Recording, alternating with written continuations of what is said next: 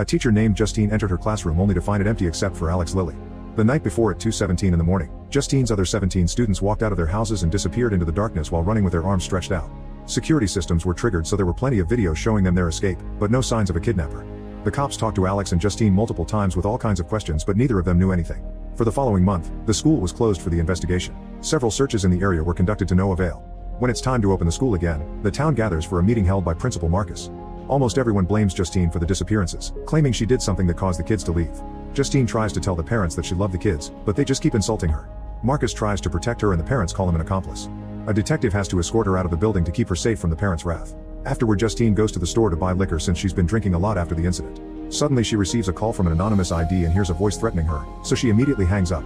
When Justine leaves, a junkie named James asks her for change but she ignores it. Later at home, Justine hears the doorbell ring but she's afraid to answer. She checks the peephole in the window, yet sees nobody.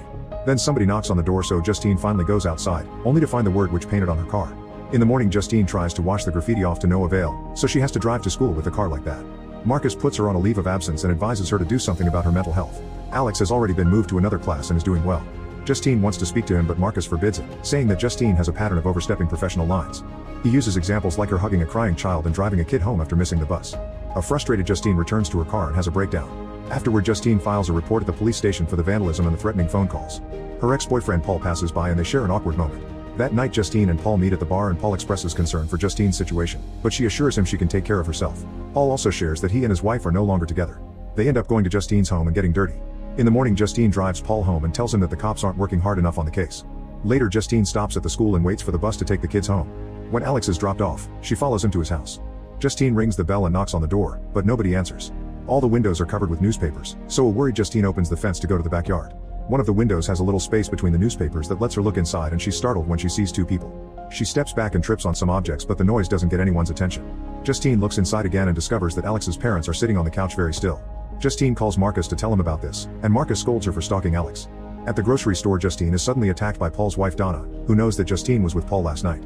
Justine tries to explain that Paul said he was single, but Donna calls her a liar as she empties a bottle of alcohol on her. The clerk has to drag Donna away. That night, Justine dreams about being back in school. When she enters her classroom, all the kids have their faces on their desks. Suddenly, Alex looks up and reveals he's wearing clown makeup. As he smiles creepily, Justine wakes up. There's a strange noise in the house, but when she looks out, she doesn't see anything, so she lies down again only to scream when she sees a creepy red-headed woman on the ceiling. In just a second, the woman disappears. The next day, Justine waits for Alex to come home from school. She asks him if he's okay and he says he is before walking off. When Justine tries to follow him, Alex yells at her and runs to his house. Justine then keeps ringing the bell and knocking on the door, but nobody answers. Afterward, she spends her day in her car waiting for someone to come out and ends up falling asleep. In the evening, someone finally leaves the house and gets in the car to cut a lock of Justine's hair. Meanwhile, Archer has been suffering from deep depression since his son disappeared and keeps watching the footage from the security cameras. At work, he's very distracted and keeps making basic mistakes. He often goes to the police station to ask for updates, and Captain Locke has to explain that there are no new leads. Archer thinks Justine knows something and Locke points out there's no reason to believe she's involved at all. During the school meeting, Archer is one of the parents who first insults Justine, and he's the one who vandalizes her car. The depression is so bad that Archer starts sleeping in his son's bedroom. One night he's startled awake, and when he leaves the bed, he sees himself sleeping, which means this is a dream. He hears a noise and follows it to find the front door opening on its own. Archer rushes outside and sees his son running away, so he tries to follow him, but after walking through the bushes he finds himself back at home. As the kid goes inside, a huge weapon appears above the house with the number 217. Archer returns to the bedroom and cries when he finds his son sleeping in the bed. As he apologizes for not being a more affectionate father, the kid's face changes into the creepy red-haired woman and Archer wakes up. In the morning, Archer notices the tower in the woods and gets an idea. He takes a map and draws a line that links his home with the direction Alex ran to. Then he visits other houses with missing kids and asks to see their footage. The first parent says no, but the next one agrees. Archer takes note of the direction the child took and marks it on the map with another line. He thinks the spot where the lines meet is the answer. On his way to that spot, Archer sees Justine at the gas station and stops to yell at her. At that moment, Justine notices Marcus running with blood on his face and his arms out like the kids. He suddenly tackles her to the ground and tries to choke her, so Archer tries to pull him away, but Marcus knocks him down. This gives Justine an opening to run and hide in the store. Marcuse tries to follow her, so Archer kicks him, only for Marcus to tackle him and try to choke him too. Going back a few days, Paul is on patrol and sees James suspiciously sneaking around, so he follows him. He finds him trying to break into a house and calls him out, causing James to run away. A chase ensues, and at first Paul follows James in his car, but eventually there's no room for the vehicle and he has to continue on foot. Paul tackles James to the ground and handcuffs him while James explains he was breaking into his own place because he lost his keys. When Paul searches James' pockets, he accidentally pricks his finger on a used needle, so he furiously punches James in revenge. He rushes to the car to get the first aid kit and realizes that his dashcam recorded everything. A desperate Paul then frees James, telling him that they're even now but also asking him to leave town. Later at the station, Locke tells Paul that things will be fine as long as James doesn't report the incident. That night Paul goes on his date with Justine. When he gets home in the morning, he discovers Donna came earlier than expected and his awkward behavior helps her quickly guess what he did. Later at work Paul sees James outside the station, so he yells at him. James immediately runs away and Paul follows him in his car after disconnecting the dash cam. Going back in time again, it's shown how James is a junkie living in a tent in the woods. When he's out of substances, he goes to town to look for unlocked cars and steal any objects he finds inside.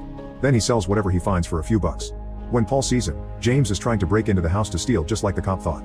Later James notices that the Lillys' house has its windows covered and the wind blew off their mail because nobody picked it up, so he assumes the place is empty. He climbs the wall to reach a window and crawls into a room filled with furniture.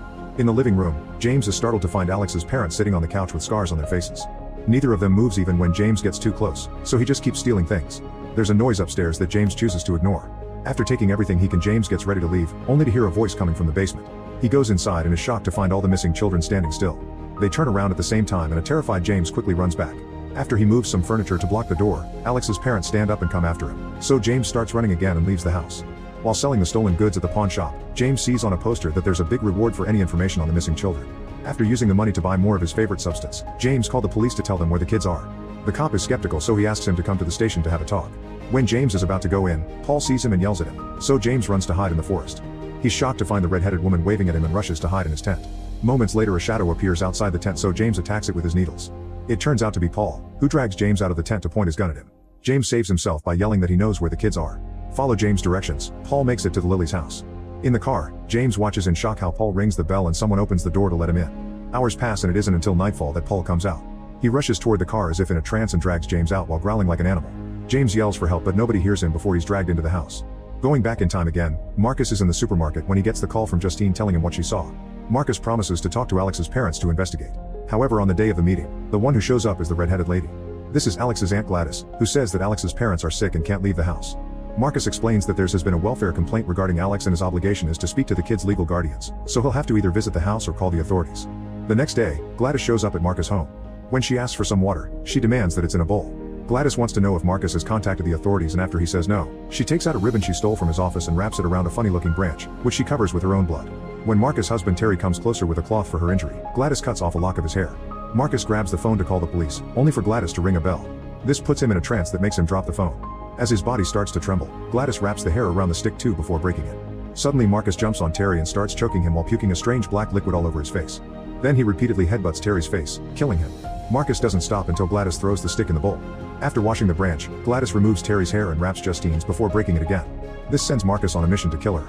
At the gas station, the fight happens. After bringing Archer down, Marcus rushes into the store to chase after Justine. She tries to hide in the employee's room but it's locked, so Marcus corners her. At that moment Archer tackles Marcus against the fridge and Justine uses the chance to run back to her car. Marcus follows her and breaks a window before she manages to take off, only for him to run after the car. Soon Archer comes out too and joins the chase. He's driving down the street but has to stop when he sees Marcus getting run over by another vehicle. The other driver screams when she sees Marcus' head splattered all over the road. Later at the hospital Archer tells the cops everything. On his way out he finds Justine waiting for him to thank him for saving him. After what happened, Archer doesn't believe she's guilty anymore. He tells her that Marcus was running the same way the kids did and shows her the map. Justine immediately recognizes the marked spot as Alex's house. Another jump in time shows Alex before the disappearances. He's a very shy and lonely kid, and his classmates always harass him for being weird. His parents are a happy loving couple, who one day inform him that his Aunt Glattis will be staying with them because she's sick. Glattis arrives in the middle of the night. In the morning Alex peeks into Glattis' room and sees a red wig and a small tree with funny looking branches. In the bed Glattis is looking back at him, so Alex quickly closes the door. After school, Alex waits to be picked up, but nobody shows up, so he has to walk home. In the living room, he finds his parents sitting at the table as if they were in a trance. They say a few words to him but they're cold and robotic. Then a healthy looking Glattis welcomes him home and tells him that his parents are fine. A terrified Alex doesn't let her touch him and throws some water at his dad's face, but he only brushes it off. Glattis scolds him and sends him to his room without dinner. The next morning Alex finds everyone at the table. His parents have red eyes and won't move. Glattis asks Alex not to tell anyone at school that she's there or that his parents are resting. As a threat, she breaks a branch over a water bowl and forces the parents to grab forks. They repeatedly get stabbed in the face and Alex can't stop them. They only freeze when Glattis throws the branch in the bowl. She reminds Alex not to say anything, threatening to do worse things if he does. The next day Alex discovers that Glattis threw all her furniture in the parents' room and now she sits on the floor doing her rituals. Alex has to heat some soup and feed his parents. For the next few days Alex repeats the same process. He goes to school, gets groceries afterward, and feeds his family. One night Alex hears Glattis call him and he goes to her room to find her in a very weak state puking into a pot. She explains she's very sick and his parents were making her better, but that's not working anymore. To help her, she needs Alex to bring her an object from each of his classmates. The following morning while all the kids are in gym class, Alex sneaks into the classroom and takes the name tags from the students' personal bins. Justine soon finds him, so Alex pretends he just forgot something. A worried Justine points out he's been quieter than usual lately and offers a friendly ear, but Alex swears he's fine. Later at home, Alex drops the name tags at Glattis' door. In the middle of the night, he wakes up when he hears a noise. He goes downstairs and finds Glattis breaking the tags into a bowl. She spits in it and throws a match before ringing a bell. At that moment, all of Alex's classmates run out of their homes and enter Alex's house. When the investigation begins, Glattis puts makeup on Alex's dad's face. During the interrogation, she tells the cops that he suffered a stroke and can't speak, so she's taking care of the family. Knowing that the cops would search the house, Glattis makes Alex clean it up and remove the newspaper from the windows. Then she cuts the kids' hair for a spell to make them hide in the forest for a while. Afterward, Alex has to feed the kids along with his parents. One day he comes home after school and sees a police car outside. When he enters the house, he finds Paul and James standing in the middle room. He runs upstairs to hide and is blocked by Glattis, who announces they're leaving town next day. She also tells him not to step over the salt line by her door, which is being guarded by his parents. Minutes later, Justine and Archer park outside the house. They see the door opening and Paul coming out. He waves at them before going back inside. The duo decides to follow him, which is seen by Alex at the window. In the living room, Paul makes another gesture and Justine comes closer, accidentally stepping on a salt line. Suddenly, James tackles Archer, who starts beating him up but doesn't cause any pain. Paul comes after Justine, chasing her to the kitchen where she throws a pan at his face. The man is unbothered and jumps over the table to grab Justine. She reaches for a peeler and cuts the skin of his face, which doesn't hurt him either, so he just keeps choking her. Upstairs, Alex ignores all the screaming and crosses the salt line, causing his parents unfreeze and run after him. Alex runs to his room and locks the door, so his parents start punching through the wood. When they break in, Alex rushes to the bathroom through the shared door, then he takes the exit back to the corridor. Next, he runs and hides inside Glattis' bedroom. He can hear his parents breaking down this door too, so he quickly grabs a branch from the tree and hides in the private bathroom. Alex takes some of his blood and smears it on the branch. Meanwhile, Archer keeps kicking and punching James, who continues to recover and come after him. Eventually, James manages to tackle Archer through the basement door, revealing all the kids. Justine manages to grab Paul's gun and shoots him in the neck, yet he's still standing while a black liquid comes out of the hole. This leaves Justine no choice but to shoot Paul in the head. Then she rushes to the basement and shoots James too. A desperate Archer starts looking at all the kids, searching for his son. He's suddenly startled by Glattis, who rips his necklace off his neck. Seconds later, Archer surprises Justine from behind and starts choking her while Glattis watches them. At the same time, Alex takes a hair from Justine's wig and wraps it around the branch before breaking it. Suddenly, the kids run out of the basement and go after Glattis, who quickly leaves the house. As the children jump through the windows, Glattis runs through the neighbor's house, so the kids break their windows and doors too. All the neighbors watch in shock as Glattis runs around the neighborhood with a bunch of kids following her, climbing over fences and breaking any glass that gets in their way. Eventually, a girl manages to tackle Glattis to the ground and the kids pile on top of her to finally kill her by ripping her body apart. Glattis' death causes Archer and Alex's parents to finally snap out of the spell. Justine goes upstairs and finds Alex hugging his parents. Archer follows the trail of destruction to reunite with his son. After the incident, Alex's parents are institutionalized and he goes to live with a kinder aunt. The other children reunite with their families, but it takes them a while to speak again.